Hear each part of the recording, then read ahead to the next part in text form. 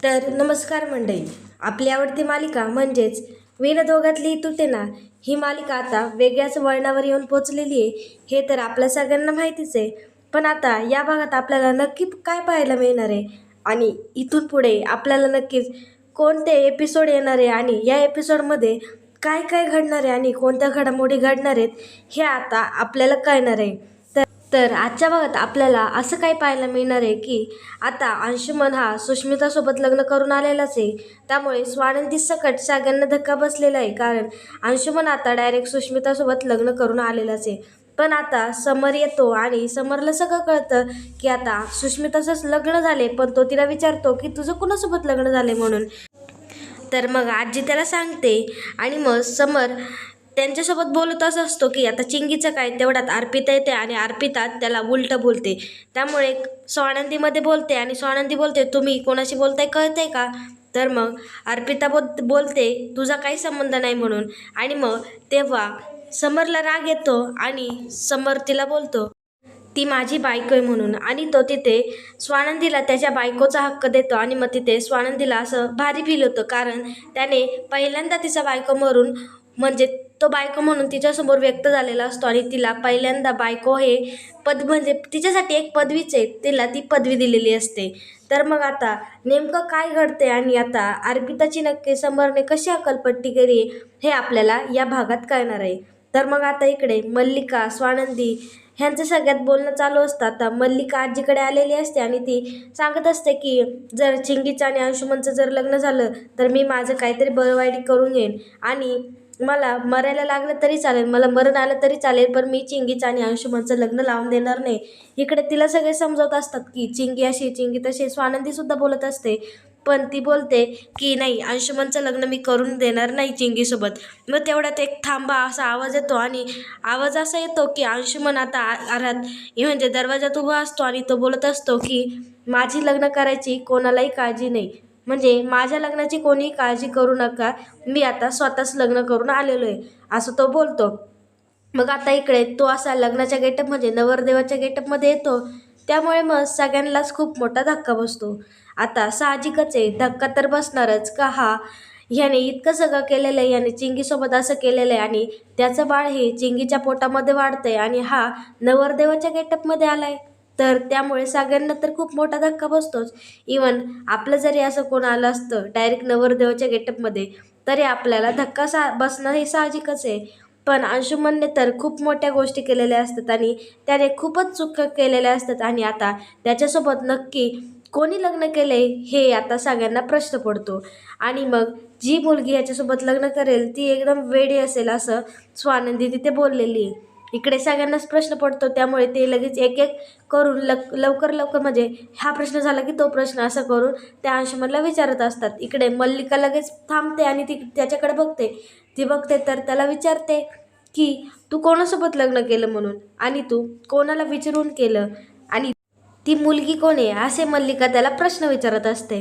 आपण ती हे सगळे प्रश्न का विचारते की आता ह्याने परत एखादी म्हणजे गरीब मुलगी आपली बायको म्हणून आणलेली आहे का. तिचा फक्त पॉईंट एकच असतो की त्याला चिंगीसोबत लग्न करून द्यायचं नसतं, कारण ही चिंगी गरीब असते आणि तिला हाय पाय सून पाहिजे असते. साहजिकच आहे, ती श्रीमंत आहे म्हटल्यावर आधीच तिला पैशाचा गर्व आहे, त्यामुळे तिला तिची सूनसुद्धा तशीच पाहिजे असते.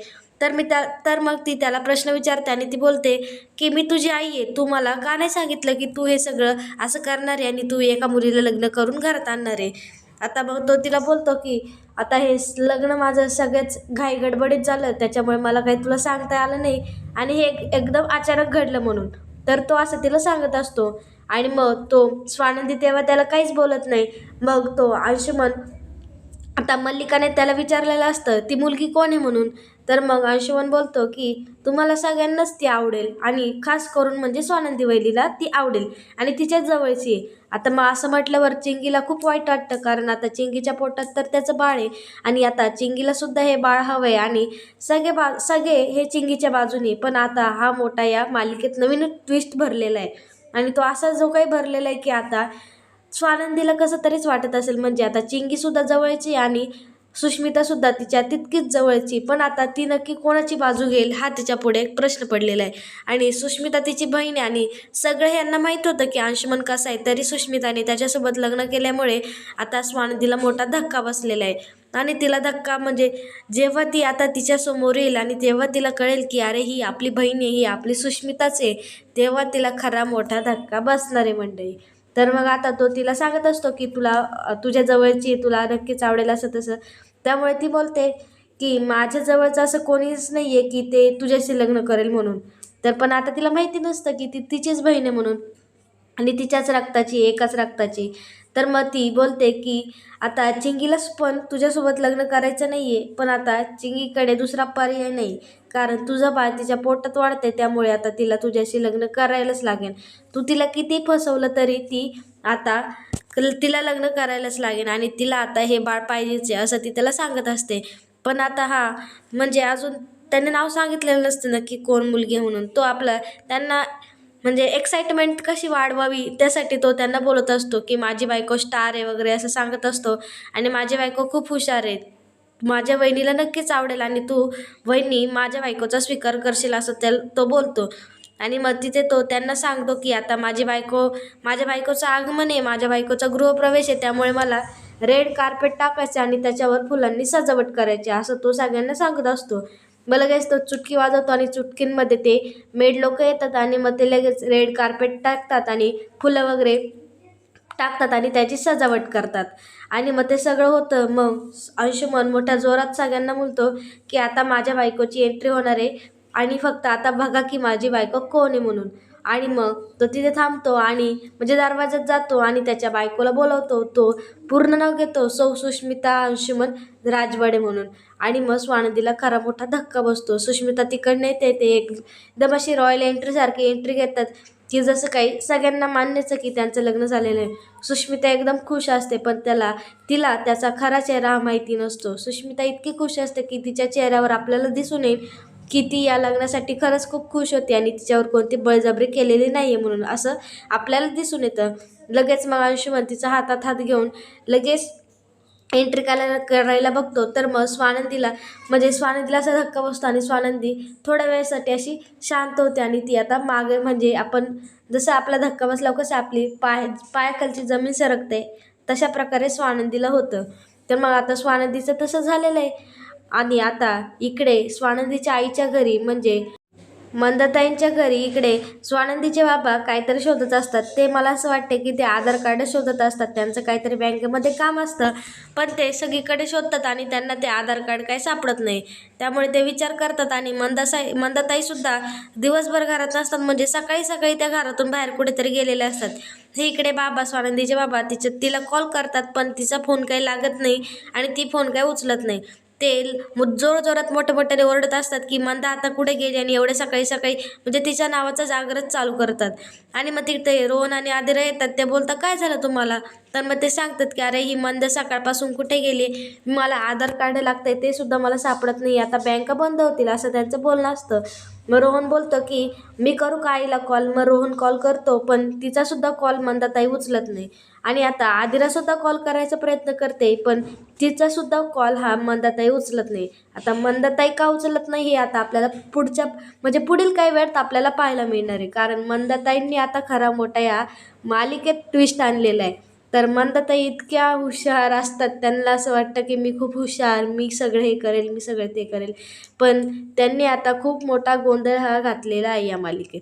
तर आता काय तो आपल्याला थोड्याच वेळात बघायला मिळणार आहे. आपण विचारसुद्धा केला नसेल एवढा मोठा गोंधळ त्यांनी घातलेला आहे आणि त्यात त्याच्या मुली म्हणजे त्यांनी त्यांच्या स्वतःच्या हाताने मुलीचं वाटोळं केलेलं आहे असं आपल्याला म्हणता येईल. तर मग इकडे आधी म्हणजे स्वानंदी अंशुमनला विचारते की तू काय केलेस म्हणून, आणि तू हिच्याशी कसं काय लग्न केलं आहे, चिंगीच्या पोटात तुझं बाळ वाढतंय म्हणून. तर मग तो बोलतो की आता तिचा काही संबंध नाही, मी लग्न करून आले आणि मी रजिस्टर मॅरेज वगैरे केले. आणि तो बोलतो की आता आमचं कायदेशीर लग्न झालेलं आहे म्हणून तो आता सगळ्यांना सांगतो. इकडे त्याला आजीसुद्धा म्हणतात हा काय बावळट प्रकार आहे म्हणून. इकडे त्याची आई पण त्याला बोलत असते मल्लिका. तर आजीला पण खूप मोठा धक्का बसतो, अरे केलं तर केलं ह्याने लग्न आणि ते सुद्धा स्वानंदीच्या बहिणीसोबत, आणि तिचेसुद्धा फसवणूक केली आणि आता चिंगीची सुद्धा फसवणूक केली. स्वानंदी त्याला बोलत असते की ती बोलली होती की तू आता चिंगीसोबत दुसऱ्या मुलीची सुद्धा फसवणूक केली का? आणि आता तिची फसवणूक केली तीच मुलगी आता स्वानंदीची बहीण आहे आणि स्वानंदीची जवळची, स्वानंदीच्या हक्काची आणि स्वानंदीच्या रक्ताची. तर मग आता स्वानंदीला खूप मोठा धक्का बसलेला आहे आणि स्वानंदीलाच सोडा, आता तिच्या बाबांना, आदिराला, रोहनला आता याचा किती मोठा धक्का बसेल आणि आता समरला सुद्धा किती मोठा धक्का बसेल हे आपल्याला पाहायचंय. तर मग कोणी बोलायला नको, त्यामुळे लगेच इकडे अंशुमन वकिलाला आवाज देतो आणि वकील तिथे हजर होतात. त्यांचं नाव असतं केतकर वकील. आता हे केतकर लॉयर येतात आणि मग अंशुमन सगळ्यांना सांगतो की यांनीच आमचं लग्न रजिस्टर करून दिलं, वाटलंच तर यांना जे काही प्रश्न विचारायचे ते विचारा. तुमचा माझ्यावर तर काही विश्वास नसेल आणि पण मी हे लग्न कायदेशीर करून आलो आहे आणि सगळ्यांच्या संमतीने झाले. तर मग स्वानंदी वकिलाला प्रश्न विचारते की हे लग्न कायदेशीर झाले का वगैरे. तर मग ते वकील सांगतात की हो, राजवाड्यांचं लग्न अगदी अगदी कायदेशीर झालेलं आहे म्हणून. तर मग आता स्वानंदी प्रश्न विचारते की 2 साक्षीदार लागतात, तर मग ते कोण होते? तर मग इकडे लगेच साक्षीदाराची एंट्री होते. अंशुमन लगेच बोलतो की या सासूबाई या. आता मग इथे खरा मोठा ट्विस्ट आहे, कारण ह्यांचं लग्न झालंय हा तर सगळ्यांना धक्का बसलाय, पण आता परत एक धक्का बसला, तो म्हणजे मंदाताई या सगळ्या कार्याच्या सूत्रधार असं आपण म्हणू शकतो की ह्यांच्यामुळेच हे सगळं झाले. आणि ह्यांनी जर हे प्रकरण जर थांबवलं असतं तर आता अंशुमन आणि स्वानंदीची बहीण म्हणजे सुष्मिता यांचं लग्न झालंच नसतं. पण मंदाताईंनी काही रिॲक्शन दिली तर त्यांचं लग्न लावून दिलं. इथं मंदाताईंची एंट्री होते आणि मग स्वानंदीला धक्का बसतो. स्वानंदी तिला विचारते, आई अगं हे तू काय केलंस म्हणून. तर मग स्वानंदीची आई बोलते की मी यांचं लग्न लावून दिले आणि यांचं एकमेकांवर प्रेम होतं, त्यामुळे मीच साक्षीदार होते आणि तिच्यासोबत त्या 3 बायका असतात त्यासुद्धा साक्षीदार असतात. आणि कारण ह्यांनीच त्यांना त्या बायकांना बोलवलेलं असतं, त्यामुळे ती बोलते मी सुद्धा साक्षीदार होते आणि माझ्यासोबत या 3घी जणी त्यासुद्धा या लग्नासाठी साक्षीदार होत्या म्हणून. आणि इकडे मग अंशुमन लगेच त्या कागदपत्राची त्या म्हणजे रजिस्टर केल्याची नोंद दाखवतो आणि तिथे साक्षीदारांच्या वगैरे सह्या असतात, त्यामुळे कोणताही फ्रॉड त्याने केलेला नाही हे इथं सिद्ध होतं. आणि मग तो स्वानंदीला तो पुरावा दाखवतो. इकडे स्वानंदीला राग येतो तिच्या आईचा, त्याच्यामुळे ती तिच्यापाशी जाते आणि तिला बोलते तुला काही कळतं का नाही, तू तुझ्या हाताने स्वतःच्या मुलीचं वाटोळं केलंय आणि तू त्या दिवशी लग्नामध्ये उपस्थित होती ना, तेव्हा जे काही झालं ते तू स्वतःच्या डोळ्यांनी बघितले. आणि इकडे चिंगीच्या पोटात अंशुमनचं बाळ वाढतंय तरीसुद्धा तू सुष्मिताचं लग्न अंशुमनसोबत लावून दिलं, तर ती तिला आता विचारणार हे साहजिकच आहे, कारण तिने स्वतःच्या मुलीचं वाटोळं स्वतःच्या हातांनी केलेलं आहे. जर तिला दाबलं असतं, तिला जर सत्य सांगितलं असतं, तिला समजावून सांगितलं असतं, तर सुष्मिता या म्हणजे लग्नापर्यंत पोहोचलीच नसते आणि तू का साक्ष दिली असं ती स्वानंदी बोलणारच ना. तर मग मंदाताई बोलतात की त्यांचं एकमेकांवर प्रेम आहे आणि तो श्रीमंतसुद्धा आहे, त्यामुळे मी दिलं लग्न लावून. त्यांचं बोलणं असं असतं. आता तिला काय फक्त पैसाच लागत असतो आणि तिचा जावई असाच पाहिजे होता की एकदम श्रीमंत आणि सुष्मिताचं आयुष्य एकदम छान झालं पाहिजे होते. तिला जी स्वप्न करता नाही आली पैशामुळे ती आता सुष्मिता करू शकते असं तिला वाटत होतं, त्यामुळे मग तिने न काही विचार करता पुढचं मागचं काही न बघता दिलं लग्न लावून. तिला सगळं माहिती होतं तरीसुद्धा तिने लग्न लावून दिलं, तर का, तर तो श्रीमंत आहे म्हणून. तर एवढी बावळट बाई ही मंदाताई आणि एवढी बावळट बाई जगात कोणी नसावं आणि अशी आई कोणत्या मुलीला न भेटावं, हे आता स्वानंदीचं असतं बोलणं. तर मग इकडे सुष्मिताला राग येतो. ती बोलते स्वानंदीला, ताई तू वेडी झाली आहेस का, तू आईला का ओरडते म्हणून, आमचं प्रेम होतं त्यामुळे तुला असं बघूशी नाही वाटत आहे का, मी इकडे लग्न करून आले त्यामुळे तू हॅप्पी नाही आहे का, असं ती बोलत असते. आणि बोलते की उलट मी इथे लग्न करून आले त्यामुळे तू हॅप्पी व्हायला पाहिजे होती असं ती आता स्वानंदीला बोलते. आता हिला किती समजवलं तरी आता ही समजणारातली नसते, कारण ही आता त्याच्या प्रेमामध्ये आंधळी झालेली आहे आणि आता हिला काय बोलण्यात म्हणजे हिला जरी काय बोललं तरी आता हिला समजणार नाही. तर मग सुष्मिता बोलते की आता मी इकडे आले त्याच्यामुळे तू हॅप्पी व्हायला पाहिजे, माझं स्वागत एकदम मोठ्या मनाने आणि मोठं केलं पाहिजे असं तिला वाटत असतं. आणि ती तिला बोलूनही दाखवते की तू खुश नाही आहे का माझ्यासाठी, मी तुझी बहीण आहे, तू माझ्यासाठी खुश व्हायला हवं होतं. तर मग आता स्वानंदी तिला बोलते अगं काय खुश हो मी, तर ती सगळं तिला सांगते की ह्याचं बाळ त्या चिंगीच्या पोटामध्ये वाढतंय आणि तू काय करते, ह्यांचं लग्न होणार होतं आणि आम्ही लावून देणार होतो. तर मग आता सुष्मिता बोलते की ताई तू असं कसं काय बोलू शकते, तर ह्या मोलकरणीचं लग्न तू यांच्यासोबत लावून देणार होती का, तर ती असं बोलते. आणि मग स्वानंदीला राग येतो. स्वानंदी लगेच तिच्या एक कानाखाली वाजून देते. आता तिच्या तर कानाखाली वाजवलीच आहे पण आता स्वानंदी तिला नक्की काय समजावून सांगेल. आणि आता त्यांच्या पुढे एक मोठा प्रश्नच आहे की आता या दोघींचं नक्की काय करायचं. आणि अंशुमनने तर आधीसुद्धा माती खाल्लेली आहे आणि आतासुद्धा माती खाणारच आहे आणि तो खातोयच आहे. आणि मग आता तिच्या कानाखाली दिलेली आहे, त्यामुळे आता चिंगीला काय वाटते आणि चिंगीचं मत तर आपण घेतलेलंच नाही, ते तर आपल्याला अजून पुढील भागात बघायला भेटणार आहे. आता स्वानंदीकडे एकच पर्याय आहे की आता सुष्मिताला, तर आता तिला साहजिकच आहे, आता सुष्मिताला तिला मान्य करावंच लागेल. आणि या दोघांचं तर आता हे लग्नच करून आले म्हटल्यावर आता यांना मान्य करावं लागेल आणि तिला घरात घ्यावी लागेल. मग ते तिला घरात घेतात, पण आता समर येणार असतो आणि मग समर घरी आलेला असतो. पुढील भागात आपल्याला असं पाहायला भेटतं की आता समर घरी आलेला असतो आणि तिथे सुष्मितासुद्धा असतेच. तो सुष्मिताच्या गळ्यातलं मंगळसूत्र पाहतो आणि बोलतो. तो एकदम हॅप्पी असतो कारण त्याला माहितीच नसतं इकडे काय गोंधळ झालाय तो. तर मग तो तिला विचारतो की तुझं लग्न कोणाशी झालं म्हणून, आणि तू लग्न कधी केलं हे आम्हाला सांगितलंच नाही. तर तो खुश होऊन बोलत असतो कारण त्याला थोडी माहिती असतं तिचं लग्न त्याच्या भावाशीच झालंय म्हणून. तर मग आजी वगैरे सगळे तिथे असतात. ते बोलतात हा बघ तिचा नवरा तुझ्या समोरच उभा आहे. आता मग खरा समरला धक्का बसतो. आता आजी तर बोललेला आहे हा तिचा नवरा बघ तुझ्या पुढेच आहे. तर आता तो असतो अंशुमन, आजीने त्याला बोट वगैरे दाखवून सांगितलेलं असतं. तर आता समरला खूप मोठा धक्का बसतो. समर बोलतो आता चिंगीचं काय, चिंगीचं तू काय करणार, आणि आता चिंगीच्या पोटात तुझं बाळ वाढतं आणि तू हिच्याशी लग्न करून आलाय वगैरे. तो अंशुमनला ओरडत असतो. पण आता ते अंशुमनची बहीण जागी होते आणि अंशुमनची बहीण तिथे येते. ती त्याला बोलते, समरला बोलते तुला घरातल्यांपेक्षा चिंगीची जास्त काळजी आहे का, ती त्याला असं बोलत असते. मग स्वानंदीमध्ये बोलते की तुम्ही कोणाशी बोलताय हे जरा नीट बघा म्हणून, कारण समर असतो आणि समर हा त्या घरातला मुख्य आहे, तो करता धरता आहे. आणि तू डायरेक्ट तिथे येऊन तुझा जरी भाऊ असला तरी तो मोठा आहे आणि तू डायरेक्ट त्याला असा प्रश्न विचारते, त्यामुळे कोणत्याही बायकोला राग येणारच. त्यामुळे मग अर्पिता बोलते की तुझा काय संबंध, मी माझ्या भावाशी बोलते म्हणून. जर मग आता ही ते वाक्य बोलते मग समरला राग येतो. समर बोलतो की माझी बायको आहे, तिचा हक्क आहे आणि माझा तिच्यावर विश्वास आहे, तिच्या प्रत्येक बोलण्यावर माझा विश्वास आहे आणि तिच्या प्रत्येक शब्दावर माझा विश्वास आहे. आणि तो आता बोललेला आहे की ती माझी बायको आणि तिचा संबंध आहे माझ्याशी आणि ती बोलणार. हा आता समर बोललेला आहे आणि समरचं बोलणं तिचं स्पष्टपणे असतं. मग आता स्वानंदीला मनातून खूप चांगलं वाटतं कारण तो याआधी तिला मैत्रीण म्हणायचा, कधी मॅडम म्हणायचा आणि पहिला मॅडम म्हणायचा, आता मैत्रीण म्हणत आला होता आणि तो आता तिला बायको म्हटलंय. त्यामुळे स्वानंदीला असं छान वाटतं की आता तो आपल्याला बायको बोलला आणि त्यांच्यासुद्धा मनात आपल्याबद्दल काहीतरी आहे. पण ती गोष्ट बाजूला राहू द्या, इकडे वाद हा अंशुमनचा आणि चिंगी आणि आता ॲड झालेली सुष्मिता यांचा आहे. तर मग आता तो तिला बोललेला असतो की आता ही माझी बायको आहे, तिचा बोलण्यामध्ये हक्क आहे. आणि मग आता अर्पिता एवढं चाडायला म्हणजे ती एवढं पटपट बोलत असते आणि इतकं पुढचं बोलत असते, त्यामुळे आता समरला सुद्धा तिचा राग आलेला असतो. समर मग बोलतो तू स्वतःच्या संसाराकडे लक्ष दे आणि दुसऱ्यांच्या संसारामध्ये लुडबुड करू नको.